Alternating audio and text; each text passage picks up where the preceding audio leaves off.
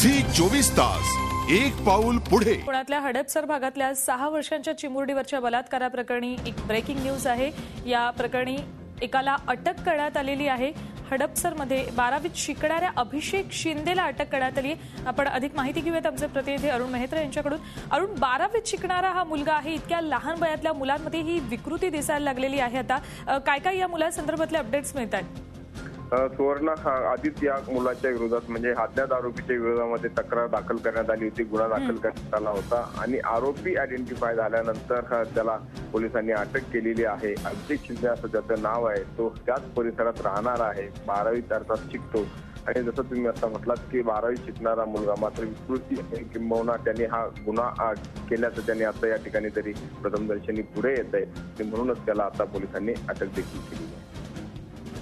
धन्यवाद अरुण या संपूर्ण माहितीबद्दल। या बातमी संदर्भातले हे अपडेट्स आहेत। अभिषेक शिंदे नावाच्या 12वीत शिकणाऱ्या मुलाला अटक करण्यात आली आहे। हा मुलगा ज्या मुलीवर बलात्कार केलाय त्याच परिसरात राहत होता।